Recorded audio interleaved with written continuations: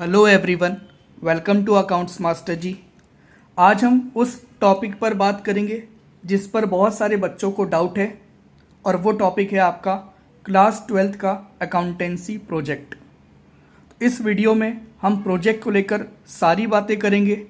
Project किस पर बनाना है, कैसे बनाना है, प्रोजेक्ट टर्म वाइज कैसे बनेगा और even project file page bye page आप कैसे बनाओगे, हर एक पेज का क्या कंटेंट होना चाहिए, वो सारी डिटेल्स आपको इस वीडियो में मिल जाएगी।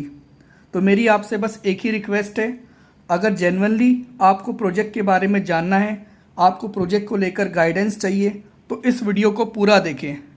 अदरवाइज आप वीडियो थोड़ा सा देखेंगे, उसके बाद भी कन्फ्यूजन में रहेंगे, उसके बाद फिर आप गूगल करेंगे, फिर से यूट्यूब सर्च करेंगे, दोस्तों से पता करेंगे, तो कोई मतलब नहीं होगा।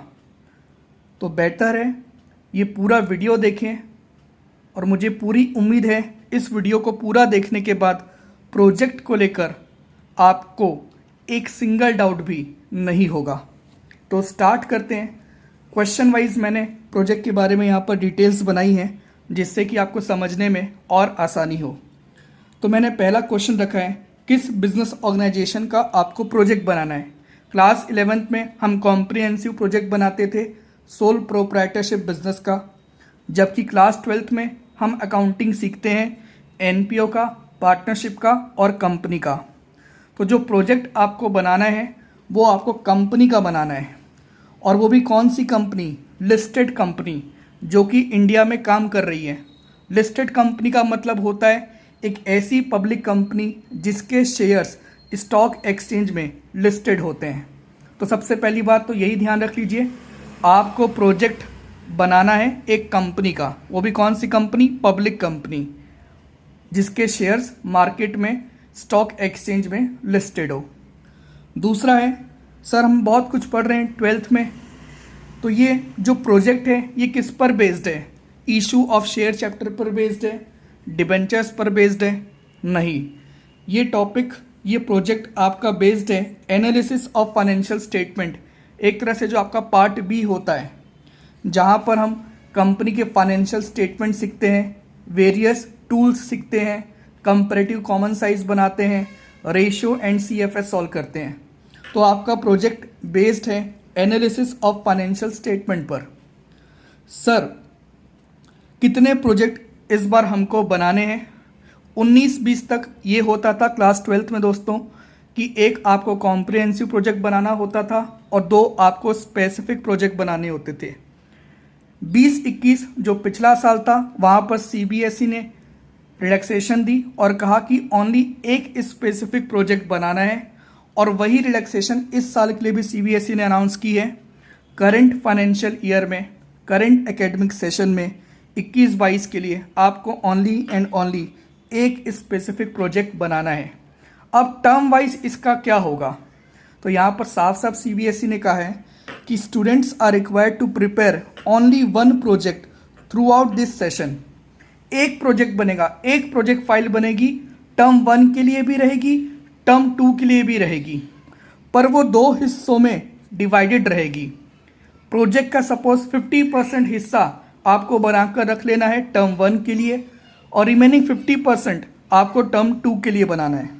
आप ऐसा भी कर सकते हैं कि अभी के अभी आप पूरा प्रोजेक्ट बनाकर रख लें, जब आपका वैल्यूएशन होगा तो वो टर्म वाइज वैल्यूएशन हो जाएगा। अगला क्वेश्चन इससे मिलता जुलता ही है, सर वैल्यूएशन प्रोजेक्ट का कैसे होगा? तो आपको पता है अकाउंट्स टोटल 100 मार्क्स का है, जिसमें 80 मार्क्स का आपका थ्योरी एग्जाम होगा, 2 टर्म में 40 मार्क्स ईच। तो प्रोजेक्ट के लिए आपके 20 मार्क्स बचते हैं, और ये 20 मार्क्स जो प्रोजेक्ट का है ये भी टर्म 1 और टर्म 2 में डिवाइड होकर आपसे लिया जाएगा। That is term 1 examination 10 number का रहेगा और term 2 examination for project 10 number का रहेगा। टर्म 1 की बात करें तो जो प्रोजेक्ट फाइल आप बनाएंगे उसके लिए आपको 2 नंबर मिलेंगे, रिटन टेस्ट के लिए आपको 6 नंबर मिलेंगे, और आपका वाइवा होगा उसके लिए आपको 2 नंबर मिलेंगे, तो 10 नंबर हो गए। सीबीएसई ने कहा यहाँ पर जो आपका रिटन टेस्ट और वाइवा होना है ये एज पर रेशियो एनालिसिस होगा। और टर्म 2 में भी मार्क्स का क्लासिफिकेशन सेम है, प्रोजेक्ट फाइल के लिए 2 नंबर, रिटन टेस्ट और वाइवा के लिए 6 और 2 नंबर। और यहाँ पर सीबीएसई ने साफ साफ कहा है कि टर्म 2 में जो आपका रिटन टेस्ट और वाइवा होगा ये बेस्ड होगा comparative, common size statement and cash flow statement. ठीक है, तो प्रोजेक्ट एक ही बनाना है, एक ही फाइल बनानी है जिसमें आपको नंबर 2 बार मिल जाएंगे, जिस पर आपका एग्ज़ाम साल में 2 बार होगा। उम्मीद है ये बात आपको समझ में आ गई होगी। अब सर प्रोजेक्ट की शुरुआत कैसे करनी है? तो सबसे पहला काम आपको ये करना है कि आपको कोई भी लिस्टेड कंपनी अपनी चॉइस से ऑप्ट करना है, जैसे कि Dabur India limited, ITC, Reliance, Infosys, Nestle, hero MotoCorp, Havells, Bajaj etcetera. कोई भी कंपनी आप अपनी पसंद की चुन लें। पहला काम आपका ये है। बेहतर होगा कि वो लिस्टेड कंपनी हो। क्यों?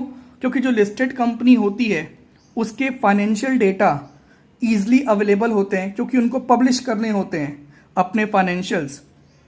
दैट्स वाई हम यहाँ पर लिस्टेड कंपनी की बात कर रहे हैं। अब आपने लिस्टेड कंपनी चुन ली, उसके बाद आपको क्या करना है? आपको उस लिस्टेड कंपनी का एनुअल रिपोर्ट डाउनलोड करना है। एनुअल रिपोर्ट डाउनलोड करना है, कहाँ से करेंगे?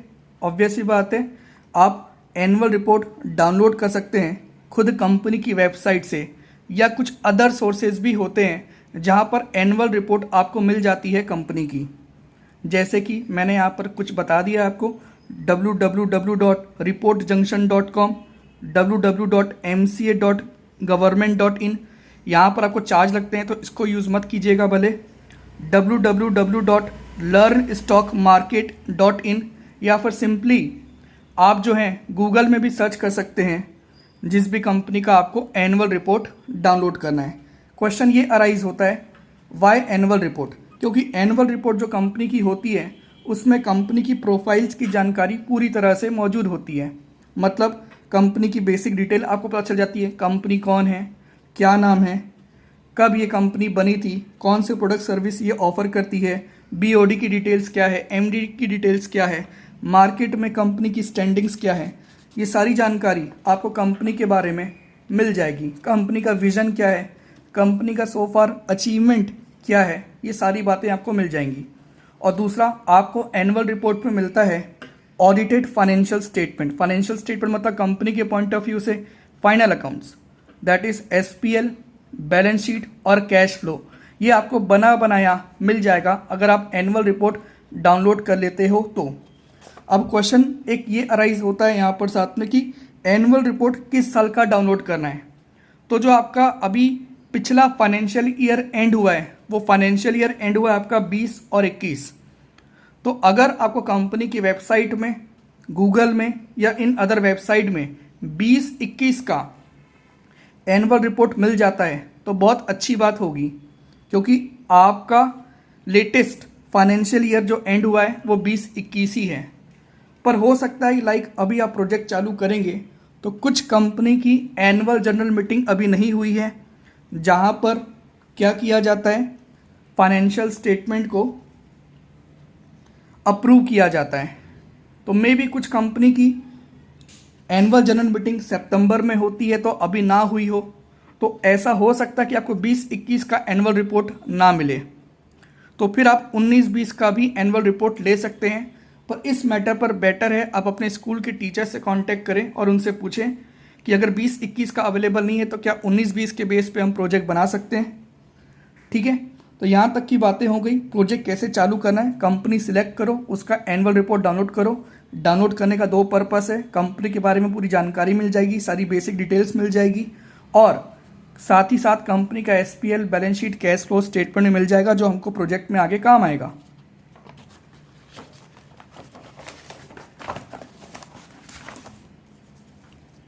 अब मैं आपको जानकारी दे रहा हूँ, हमने एनुअल रिपोर्ट डाउनलोड कर लिया है सर, अब हमको क्या करना है। तो मैं आपको page bye page project file आप कैसे बनाओगे उसकी जानकारी दे रहा हूँ। इसको देखने के बाद 1% भी कन्फ्यूजन आपके माइंड में नहीं रह जाएगा। प्रोजेक्ट फाइल जो आप लेंगे उसमें जो फ्रंट पेज होगा वहाँ पर क्या होगा, स्कूल का नाम, स्कूल का लोगो, आप लिखेंगे class 12 accountancy specific project, session mention करेंगे 21-22, सब्जेक्ट का कोड लिखेंगे 055, अपना नाम लिखेंगे, अगर आपकी क्लास का सेक्शन है तो सेक्शन मेंशन करेंगे, इसके अलावा जो आपके टीचर हैं स्कूल के अकाउंट्स के, इंटरनल एग्जामिनर, आप उनका नाम लिखेंगे फ्रंट पेज में। अगला पेज होगा आपका एक्नॉलेजमेंट का।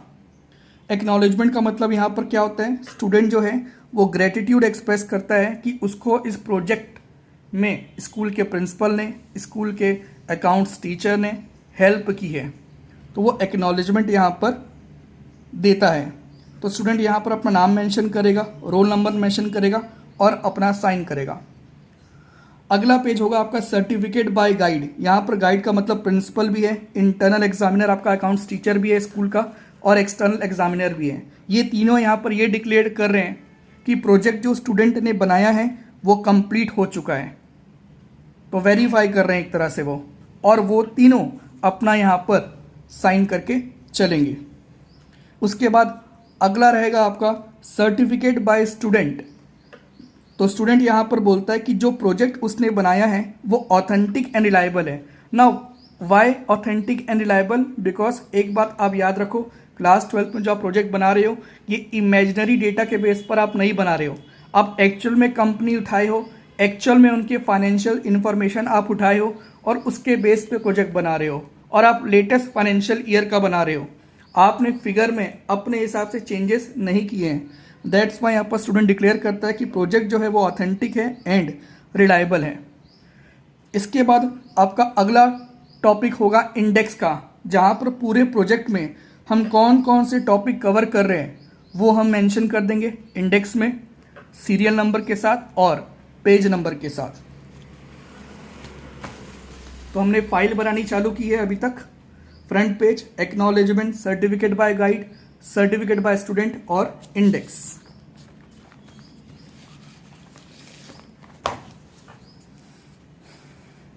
अब अगला आपका रहेगा कंपनी की प्रोफाइल, क्योंकि सीबीएसई ने अपने सर्कुलर में कंपनी प्रोफाइल वर्ड यूज किया है, तो यहाँ पर आपका प्रोजेक्ट चालू अब यहाँ से हो रहा है।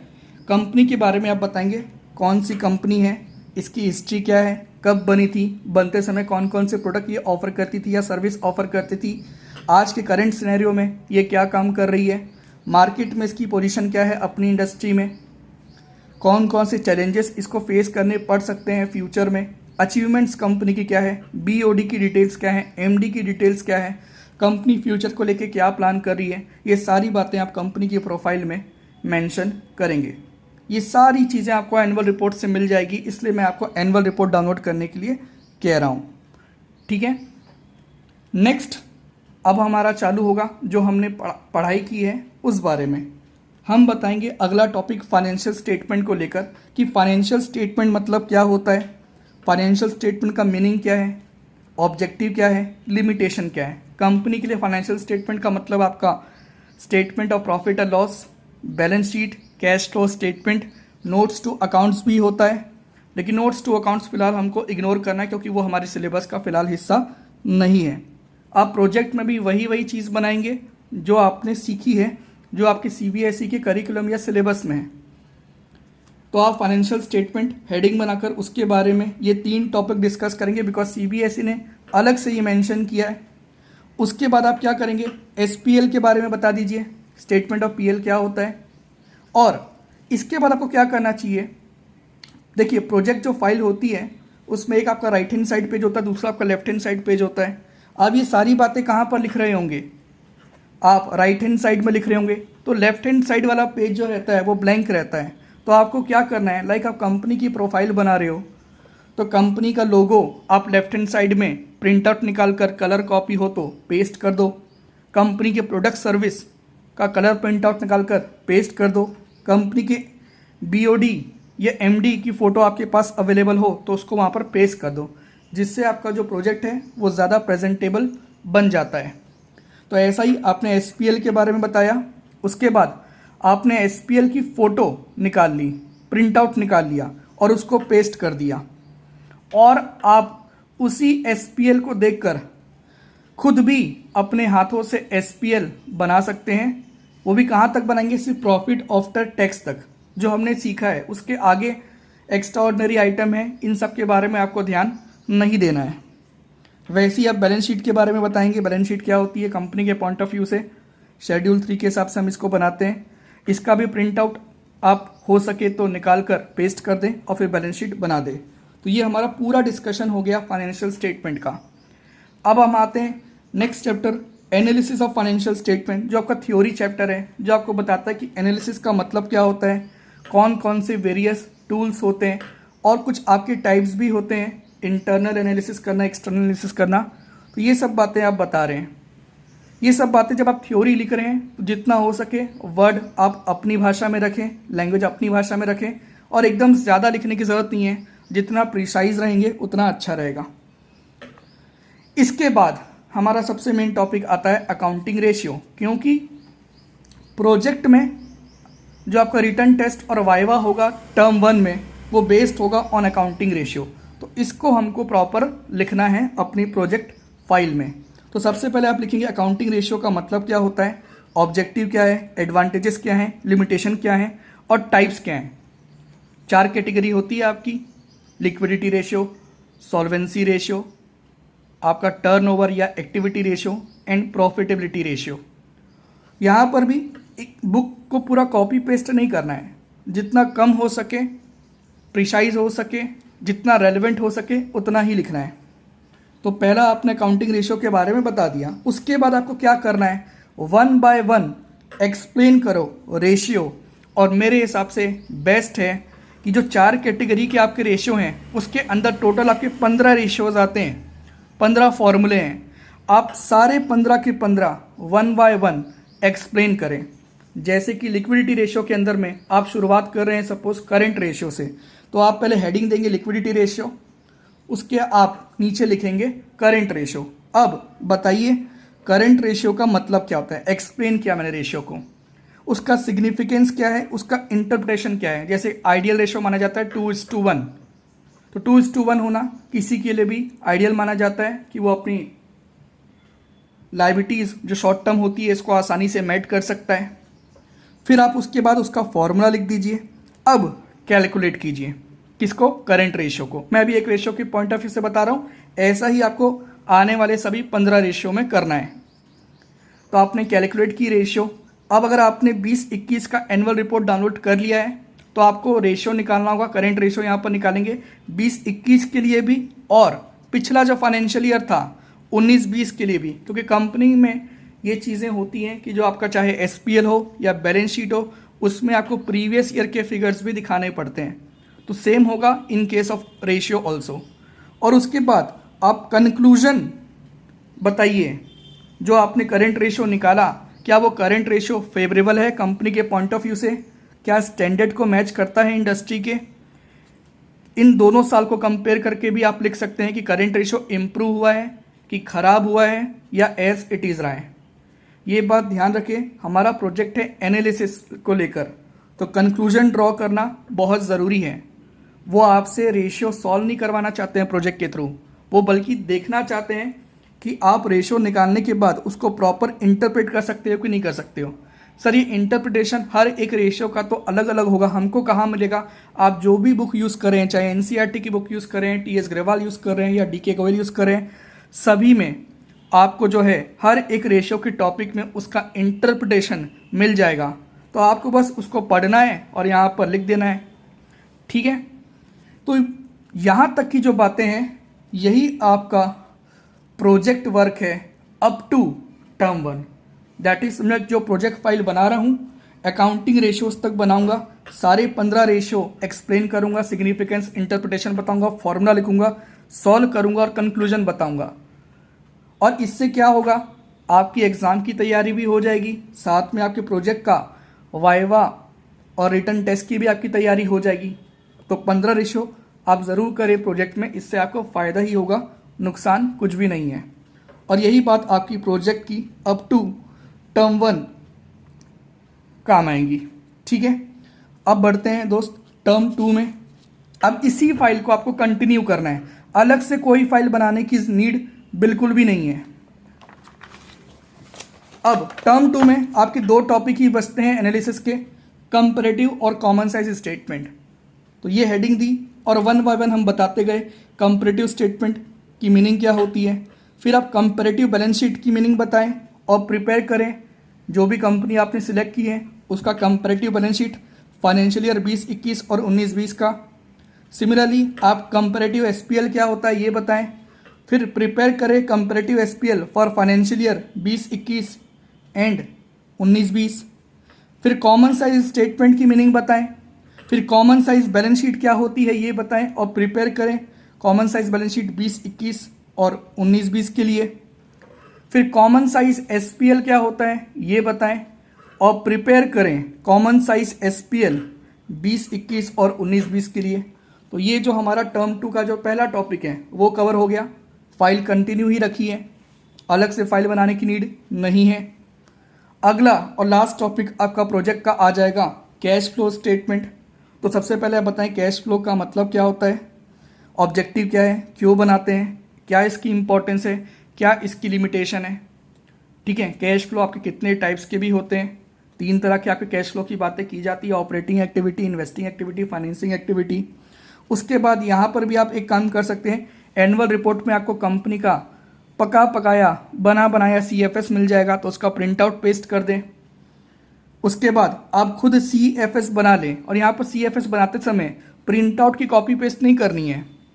जो हमने क्लास में सीखा होगा या जो आप क्लास में सीखेंगे वहाँ तक ही आपको CFS बनाना है। जैसे कि हम इग्नोर करके चलते हैं deferred tax asset, deferred tax liability को, तो आपको प्रोजेक्ट बनाते समय भी इसको इग्नोर करना है।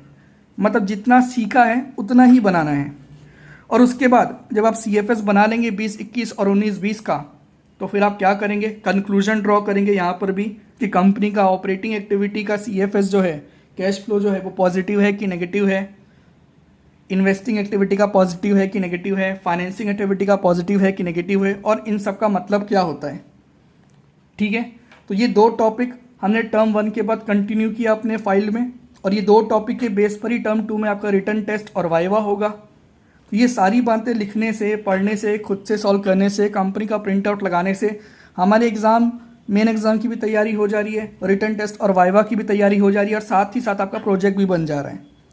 और प्रोजेक्ट का आपका आखिरी टॉपिक और आखिरी हेडिंग रहेगा बिब्लियोग्राफी। इसका मतलब होता है कि जो जो आपने प्रोजेक्ट बनाने के लिए इन्फॉर्मेशन ली है उसका सोर्स क्या है। जैसे कि कंपनी की वेबसाइट से मैंने एनुअल रिपोर्ट डाउनलोड की थी, कंपनी के बारे में कुछ बातें मैंने विकीपीडिया से ली थी, मैंने अपनी टेक्स्ट बुक यूज़ की, चाहे NCERT हो या किसी भी प्राइवेट ऑथर की हो। इसके अलावा मैंने अदर वेबसाइट्स जो मैंने आपको बताया था उसका आपने यूज़ किया था, या आपने कोई मैगजीन पढ़ी थी जहाँ से आपको कंपनी के बारे में और जानकारी मिली। तो आखिरी में आप ये लिख देंगे, और इसी के साथ टर्म 2 आपका यहाँ पर एंड हो जाएगा। तो टर्म 2 का जो आपका प्रोजेक्ट है वो भी यहाँ पर एंड हो जाएगा। तो उम्मीद है आपको ये सब बातें समझ में आई होंगी। अगर आपने वीडियो यहाँ तक देखा है तो आई डोंट थिंक सो आपको 1% भी डाउट होगा प्रोजेक्ट को लेकर। एक ही फाइल बनानी है, रेशियो तक उसको आप बनाकर रखें तो वो टर्म 1 में काम आ जाएगा, और रेशियो के बाद आप कंपैरेटिव और कॉमन साइज एंड CFS बना लेंगे, वो टर्म 2 में काम आ जाएगा। चाहें तो आप एक ही बार में फाइल बना सकते हैं। दोस्त, ये जो मैंने आपको तरीका बताया है ये एक स्टैंडर्ड तरीका है, पर प्रोजेक्ट चालू करने से पहले आप इस तरीक़ों को एक बार अपने स्कूल टीचर के साथ डिस्कस ज़रूर करें, क्योंकि वो आपके इंटरनल एग्जामिनर हैं। बाकी यही तरीका आई थिंक सबसे एप्रोप्रिएट तरीका है, बेस्ट वे है। एंड अगर आपको और कोई दिक्कत आती है प्रोजेक्ट को लेकर, कुछ भी डाउट है, आप कमेंट बॉक्स में मेंशन कर सकते हैं। आप सभी जानते हैं मैं टाइमली रिप्लाई करता हूं, और सभी के क्वेश्चन का रिप्लाई करता हूं, मैसेज का रिप्लाई करता हूं।